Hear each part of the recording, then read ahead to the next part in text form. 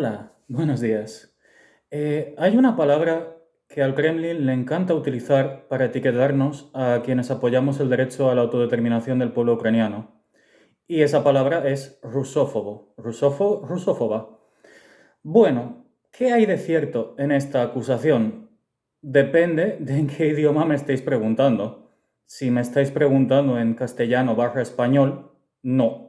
Es una pregunta desde todo punto absurda, no he sido nunca rusófobo y no voy a ser nunca rusófobo. Si me estáis preguntando en kremlinés, sí, soy rusófobo. Y diréis, ¡qué estupidez! Pues no, el kremlinés es una especie de código interno de lenguaje del poder que han labrado las élites rusas desde prácticamente hace 400 años. Algo que podemos ligar pues, con una concepción del excepcionalismo ruso. Estas élites básicamente lo que se han dedicado a tejer es una idea de que el mundo está en su contra, está envuelto en una grandísima conspiración para negarle a Rusia su lugar al sol y las manifestaciones más cercanas de este idioma, pues por ejemplo podemos verlas en las alegres acusaciones de nazismo y de rusofobia. Y hoy quiero hablaros de la segunda. ¿A qué se refiere el Kremlin cuando dice que alguien es rusófobo? Bueno, se refiere a que alguien, ni más ni menos, está siendo un obstáculo para los objetivos de política exterior del Kremlin. ¿Y cuáles son esos? Resumido a grandes líneas, comportarse como, decía mi abuelo, que en paz descanse, esa gran potencia a la que nadie le hace caso hasta que no acaba volando todo por los aires.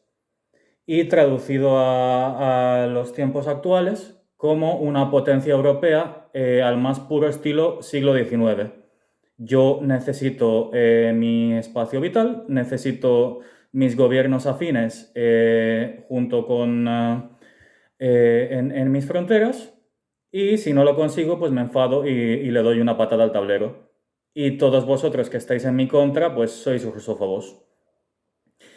Sin embargo, al Kremlin le encanta decir que esto es un ataque pues, contra la cultura rusa, contra el pueblo ruso, contra el idioma ruso. No, es una tremenda patraña. ¿Por qué? Pues, por ejemplo, tomemos por ejemplo a León Tolstoy, que escribió la batalla de Sebastopol. Pues la batalla de Sebastopol ahora mismo sería una obra totalmente prohibida por la legislación rusa de protección del derecho al honor de las Fuerzas Armadas y el señor Tolstoy se pasaría 15 años en un calabozo. Yo admiro al señor Tolstoy, me encanta su obra y la leería y la recomendaría una y mil veces. Pero el gobierno ruso es quien sabotea a la cultura rusa, quien la utiliza como arma arrojadiza y quien después pone el grito en el cielo, pues cuando directores de orquesta que han apoyado la brutal carnicería rusa que está llevando al cabo el Kremlin en Ucrania son declarados personas no gratas. No, no hay rusofobia. Lo que hay es una proyección extrema de patrimonialismo por parte del Kremlin que considera que toda la cultura rusa y todo el pueblo ruso les pertenece y están en línea con los objetivos de política exterior del gobierno y con ese excepcionalismo ruso que dice que Rusia jamás en su historia ha cometido un crimen. Y de hecho esto está reforzado jurídicamente en la normativa rusa de memoria histórica que dice que en caso de acusar a la Unión Soviética de crímenes de guerra después de la Segunda Guerra Mundial o de colaboración con el nazismo, te puedes comer tranquilamente 3 años en una cárcel rusa. Y bueno, básicamente eso es lo que os quería trasladar hoy. Cuando el Kremlin habla de rusofobia, no está hablando de lo que nosotros entenderíamos por rusofobia en español barra castellano.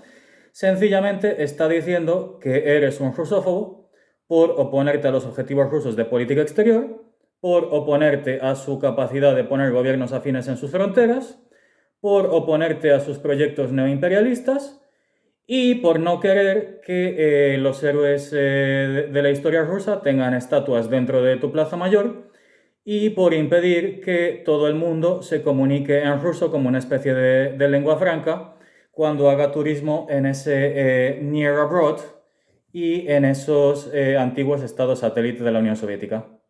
Un saludo, muchas gracias y dos vidania.